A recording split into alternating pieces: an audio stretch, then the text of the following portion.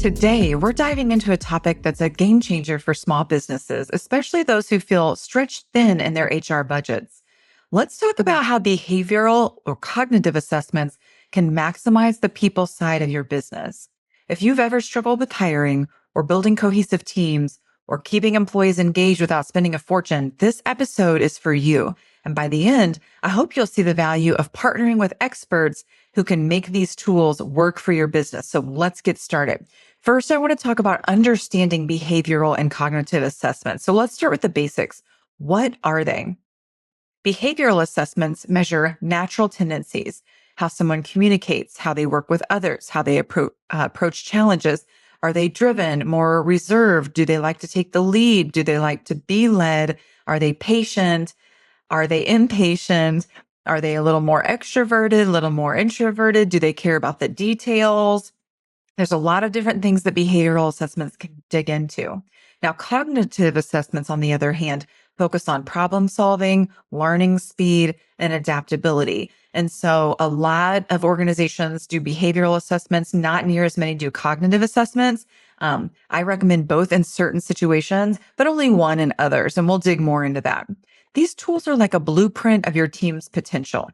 They don't tell you whether someone is good or bad as a person or good or bad at their job. They just tell you how they're wired and where they'll thrive. So why does this matter for businesses? Because as a small business owner, many times you don't have the luxury of trial and error when it comes to hiring or managing your team. You need to make informed decisions right from the very start. For example, imagine hiring a new team member. Without assessments, you're relying on gut instincts or resumes or applications, any of which can be misleading. And if you've heard me talk on the pod before about hiring, I know so many individuals are not trying to, but they've got a ton of bias in their interview process, meaning it's not a consistent process. With these assessments, you can match a candidate's natural strengths to a role's demands. It's like having a cheat sheet for hiring success. So let's talk about how these tools can solve common HR challenges. Let's talk about how assessments specifically can tackle real world challenges in your business today. First, they can help you hire the right people. One of the most expensive mistakes a business can make is hiring the wrong person. Behavioral assessments can ensure you're hiring for fit, not just for skills, but for cultural alignment and team dynamics. Cognitive assessments, on the other hand, confirm whether a person can handle the role's complexity. Now, another cool part about a lot of these, or some of these assessments, I should say, is you can actually set up the role in the platform inside of the technology and determine in advance what skills, abilities, behaviors are needed for the role. Then when you've got a candidate who comes in, it will plot them. And it's not like an applicant tracking system where it's going to automatically decline a candidate. It's not anything like that. It's just going to show you, hey, here's what you said you thought you needed when it came to the behaviors for the role or the team fit. And then here's where this person's actually coming in. And so it gives you a really clear plan on, okay, yeah, I want to hire this person, but I'll probably need to, keep in mind these two areas where they're a little short, or this is a great fit for the position. I love that. So it can help you hire the right people. It can also help you develop people. So every employee, all of us have untapped potential. Behavioral assessments can help you understand what motivates that person, while cognitive data shows where they might need support. This means you can create a personalized development plan without spending big bucks on generic training programs. I love an IDP, an individual development plan, and these will help you get very targeted on what their specific needs are. So it's helping us hire the right people. It's helping us develop our people. And then the third thing it's going to do is help us build strong teams. So think of your team as puzzle pieces. Behavioral assessments show how those pieces fit together, who's a natural leader, who's detail oriented, who brings the creativity. All of this information and insight fosters better collaboration and will help us minimize misunderstandings on the team. Okay, so we're hiring the right people, we're developing these folks, and we're building the strong team. The fourth thing we're doing is preparing for growth. So as your business grows or scales, you're going to face changes. These are new roles, new systems, maybe new tech, maybe new markets you're trying to enter. These tools help you identify who's ready to grow with you and who might need a little extra coaching to get there. And the best part Implementing these tools is not as complicated or as expensive as you might think. In fact, they can save you money by reducing turnover, improving productivity, and boosting employee engagement. So let's look at the big picture. Why does this matter? Let's zoom out for a second. What's the ultimate goal here? It's not just about having assessments for the sake of it. It's about aligning your people strategy with your business goals. There's an ROI, a return on investment that you can't ignore. Whether you hire smarter, develop better, or build cohesive teams, you're not just solving HR problems, you're driving business results. Studies show that companies leveraging behavioral and cognitive data outperform their competitors in productivity, in employee engagement, and in profitability, which we know we all want to hear. In the past, I worked with a mid-sized construction firm that was struggling with high turnover. Using these types of assessments, we discovered a mismatch between the behavioral demands of their project management role and the personalities that they were consistently hiring. Once we adjusted their hiring criteria, turnover dropped by 30% in a year's time, and they saved thousands of dollars because of this in rehiring costs. Imagine what results like that could mean for your business. So, how do we get started doing this without a big budget? You might be thinking this all sounds great, but I don't have the resources for a full blown HR strategy or consultancy or a new tech piece. And before I get into that, I want to say this. There are a lot of different tools out there, and I'm going to run through a number of them, give you recommendations on books that you can read. I'm going to give you a ton of practical advice here in just a sec. But first thing I want to say is this. When you are using something like this internally for team building, team cohesiveness, development, that's awesome. That's really, really helpful. If you're moving this into the pre-employment space, so I'm doing these in advance of hiring to help make sure I'm hiring the right people, you need to make sure that you're using tools that have science behind them. So there's legal defensibility. I love these tools. I highly recommend them. I'm also not an attorney. Now, in the last 20 years in HR, I've seen these used again and again. I've got a lot of experience with them and certified in a number of them. But I just want you to know that there's a potential here that you could not hire someone if you base it off the tools alone and you end up in court. Not all of them are legally defensible. Some of them are more highly defensible than others. They all have a risk. That's something that you need to know. Now, a few key things from an HR perspective is one, I recommend you use an applicant tracking system so that way you can retain your HR records legally. Federal mandates are there, state mandates are there. I operate in the state of Missouri. We need to keep resumes, whether we hire the person or we don't hire the person, for 7 years. If we've hired them, then their HR records go on to live for 7 years post termination. So you just need to keep that in mind when it comes to record retention. So let's say somebody sued you based off using some of these behavioral assistants from a pre-employment screening perspective.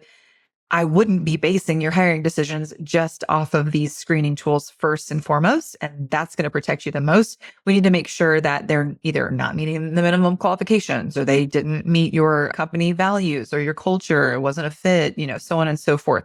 So we need to have a number of reasons. These behavioral assessments are only one piece of the pie, but we need to have all of that documented and tied up in a bow. And I know you might be thinking right now, oh my gosh, I'm so glad that I don't work in HR. I hate all of this stuff, but this has been my life for 20 years. And my goal and my role with my clients is just to let you know the risks, not to scare you. If you're documenting and you're doing the right thing by people, most generally, you're going to be fine. I just want to let you know what the risks are. So what I want to do is run through a list of commonly used behavioral assessments that organizations leverage to improve hiring decisions and enhance team cohesiveness. I'll tell you the purpose for the tool, the use case for it, and why it's popular. And then ultimately, I'm going to make my recommendation on what I think the best tool is. So the first one is DISC. I know many of us have heard of DISC. This focuses on 4 personality styles: dominance, influence, steadiness, and conscientiousness. And just to let you know, I'm a high S and a high I. Those are tied for me. So steadiness and influence. But most of us know what DISC is. This tool, the use case of it is it enhances communication, it improves team collaboration, and it aids in conflict resolution. Why is it popular? It's a simple framework for understanding interpersonal dynamics. Second is Myers-Briggs. It's MBTI, Myers-Briggs Type Indicator. The purpose of this is identifies personality types based on preferences in 4 key areas: your energy source, your information processing, your decision making, and your lifestyle approach. The use case for this is oftentimes team building, leadership coaching, and improving communication. Why is it so popular? It's widely recognized and helpful for self-awareness and for understanding others. I like Myers-Briggs, a little bit more complicated. Fourth is Clifton Strengths, most widely known as Strengths Finder. When I first learned about Strengths Finder and read the book, I thought it was great. I used it at one of my previous organizations as an internal tool, not as a hiring tool. The purpose of this is it identifies individuals' top strengths out of 34 key themes. The use case is for employee development, team building, and role alignment. Why is it popular? It focuses on leveraging strengths rather than fixing weaknesses. A lot of folks like that. Feels good in the HR realm. Okay, next one is Hogan Personality Inventory. The purpose of this is it measures personality traits relevant to job performance, leadership potential, and team fit. Use case for it is a lot of organizations use it for hiring, succession planning, and leadership development. So you heard hiring on that one. This is getting into the more of the science of things. People are using this for hiring. So why is it popular? It provides in-depth insights into work-related behaviors. Personally, I've never gotten really big into Hogan. I've taken the assessment. I like it, but it's not something that I've used. And I should back up and say for Myers-Briggs, I'm an INFJ, and for StrengthsFinder, I am a teacher. So the next one is 16 personalities. This is based on Myers-Briggs. Some people use 16 personalities instead of MBTI. The purpose of this is it offers a detailed personality profile based on 16 distinct types. The use case for this, it's typically used for team building and individual development. Why is it popular? It's free and it's accessible with actionable insights. That's why a lot of folks use it. You can download it online. The next one is the Thomas Kilmann Conflict Mode Instrument, also known as the TKI. The purpose of this is it focuses on conflict resolution styles, such as competing, collaborating, and avoiding. The use case, many times it's used for team dynamics and conflict management. Why is it so popular? It's specific to understanding and addressing workplace conflicts. So a great mediation tool. Next one is the Big 5 personality traits. Purpose of this one, it measures 5 dimensions of personality: openness, conscientiousness, extroversion, agreeableness, and neuroticism. And the acronym for this is OCEAN, OCEAN. The use case, a lot of times it's used for recruitment, team development, and a leadership assessment.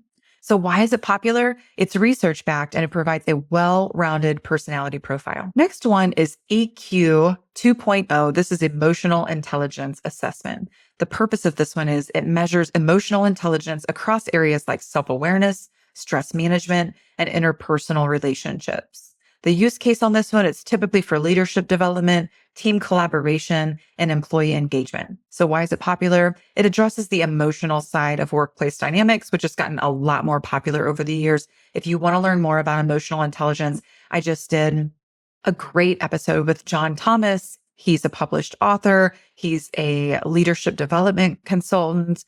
Awesome. And it's my last episode. I highly recommend you go back and give that a listen. One that I want to talk about, the ninth one, is Team Roles by Belbin. The purpose of this one is it identifies individuals' preferred roles within a team, things like coordinator, innovator, implementer. The use case on this one is it's good for team building and improving group productivity. Why is it popular? It helps create balanced and cohesive teams. Next one is the Culture Index. The purpose of this one is it assesses work style preferences to align employees with organizational culture and roles. Use case for this one, used for hiring, leadership development, and team alignment. So why is it popular? It's tailored to cultural fit and organizational strategy. I am certified in this one. I really enjoy the Culture Index, but I would say it falls a little bit short in a few areas, which is why I don't primarily recommend it any longer. Next one is the Enneagram Personality Test. So many of us know these. The purpose of this is it focuses on 9 personality types, highlighting motivations and potential growth areas. Use case for this one is typically around team dynamics, leadership coaching, and personal development. So why is it popular? It offers deep insights into emotional and relational tendencies. I have a great Enneagram book that I will put in the show notes that I love. I'm an Enneagram 3. Love that test. And it's easy to understand. There's a bunch of free options online. But the last one I'm going to mention is one that I am currently certified in that I believe in the most.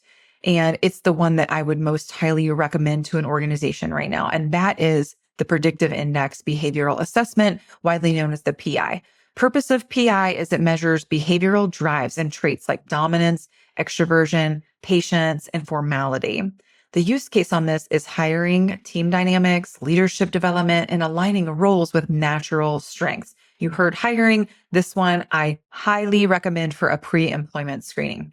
So why is it so popular? It's easy to use and it provides actionable insights for both the individual and team alignment. So I want to go a little bit deeper into Predictive Index because it's actually got 5 key modules. One of those is hire, but the reason why I have gotten aligned with Predictive Index since I started Salt and Light Advisors, which is my HR and people operations consulting business, is because it is a comprehensive approach to your people. I think just getting them in the door is good. We want to get the right people in the door, but that is like dropping somebody off at the bus stop and not telling them where they're supposed to go next. So I love that we're getting the right people in your organization, but then there's so much more to it. So if your current pain in your business is that you've got candidate scarcity, having a hard time finding the right people, or you've got hiring bias going on, maybe there's bias in your interview process, or you've got a poor hiring process at all. You're experiencing churn, you're having mishires, costs because of that, wasted time, and it's impacting your growth and goals. I highly recommend the hire module. The universal business need on this is recruitment, interviewing, and selecting. So that's like the beginning.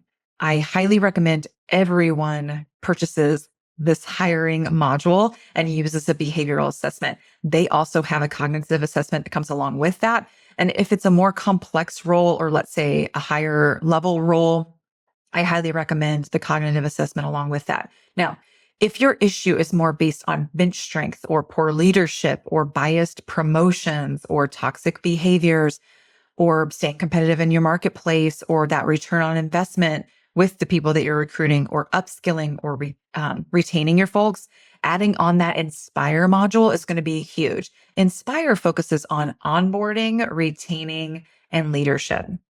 Now, if you've got unhealthy tension on your teams, if your folks are missing goals, if you've got a toxic team, misalignment, you guys are missing targets, or you've got friction where it's risking your strategic goals, I recommend adding on that design module. That's going to focus on direction, mission, and your core objectives of the organization.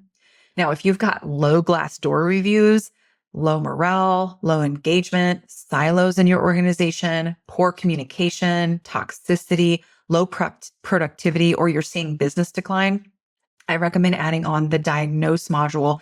That one focuses on culture, engagement, and morale on your teams. And then lastly, if you've got a lack of accountability, if you're struggling, if you're like early career managers or mid managers are struggling, if you are seeing a bunch of unnecessary meetings, if your employees don't feel heard, if your employees don't feel recognized, then I recommend adding on the perform module. And that one is focused on management toolkit. So good. So I am a certified Predictive Index partner, and I make these tools accessible to businesses of all sizes. Here's how it works. So the first thing I do is start with a simple consultation to understand your biggest people challenges. Now, from an overall consulting perspective, I want to talk about all the things. While I am a PI certified partner, my firm, Salt and Light Advisors, offers consulting in general when it comes to HR. So the first thing I'm going to do is understand your biggest people challenges. And I'm either going to recommend to you, okay, if I was you, I'd add a behavioral assessment tool, or maybe we're going to go a different direction. Maybe you've got a behavioral assessment tool and there's other things that we can do to add on to it. You're already in a contract with a BA tool. I'm going to help you maximize what you've already got. I'm not just trying to promote what it is that I'm certified in. From an overall HR perspective, I want to make sure that HR is fitting in your P&L nicely and we're using what we've already got. But let's say that I do recommend that we go the direction of predictive index. I'll recommend which modules I think that you need. I'm going to introduce the assessments that fit your needs, whether it's hiring smarter, building stronger teams, or preparing for growth. And then once we work through the contracting, the pricing, and all of that, I guide you through implementing the tool to make sure that you're going to see results after using it. As somebody who's been in a multitude of organizations, I worked in HR myself for 20 years and then started my own firm. The last thing I'm going to do is recommend that you add a technology or a tool to your team and then not make sure that you're utilizing it and you're wasting money. Because as a true consultant to your organization, the very next year, I'm going to be like, don't renew that contract. You're not even seeing a return on your investment. Don't use that. So I'm definitely going to make sure that you're implementing it. It's set up for success. We have folks in your organization who understand it. We're using it for your managers and we're seeing results. You'd be surprised. A lot of these tools are more affordable and more impactful than what you think. And it's going to take the guesswork out of managing your people. So if you're ready to stop guessing and start making smarter people decisions, I would love to talk to you about this tool or any of the tools that you've got. Whether you're hiring your next superstar or you're looking to build a team that clicks, I can help. What are some of the other ones that I have done that are just like more for fun if you're interested? Stand Out by Marcus Buckingham was a really fun one when I first started going. And you can buy the book Stand Out. I'll link it in the show notes. I'm not affiliated with that in any way, but it's a really fun tool. How the World Sees You is the Fascination Advantage. This is by Sally Hogshead. I used this when I was in a university setting. That was a fun one. Again, I mean, if you're watching on YouTube, you can see that's a pretty hefty book, but pretty interesting. And then also, if you're looking at your hiring process and you're not interested in behavioral assessments or hiring an outsourced recruitment team, which I've got partners in that place too, and you're wanting to DIY it, a couple books that I'd recommend. The first is Who, and that's by Jeff Smart and Randy Street. Excellent, excellent book. If you haven't read it, I highly recommend you do. I'll link it in the show notes. It was just a really foundational book for me when I was in HR and then now consulting folks on HR. Really helps you understand what it is you're going after and who needs to be in the right seat on the bus. And then another one is The Science of Dream Teams. This is a great book. It's by the author is Zani. He is affiliated with Predictive Index, just fully disclosed. But this is another excellent book that I'll link in the show notes. And one other one that is like a huge favorite of my heart is Human Design. Now, this one is complicated. I will say you're not just going to jump in and do human design in your organization, but I have been on a healing journey. I've talked about it in previous episodes. I've done talk therapy for years and years. I am doing tapping right now with a coach. And so she got me interested in human design. And I'll also link the book, The Gene Keys. If you've done human design, I highly recommend that you read the book, The Gene Keys by Richard Rudd. But there are so many tools out there. And if you want a partner to come alongside you, I would recommend likely Predictive Index, unless you've already got a tool. And like I said, we'll talk through that. But understanding what you need for a role, getting the right person in for the role, and then maximizing the performance of that person is key in your organization. You can't afford not to do that. So if you want to take your people strategy to the next level, I highly recommend whatever it is that you look at behavioral assessments. If you're going to add one, make sure that you've got a person on your team that truly understands this. These are not tools that we want to weaponize against people. These are true tools for self-evaluation and understanding how other people tick.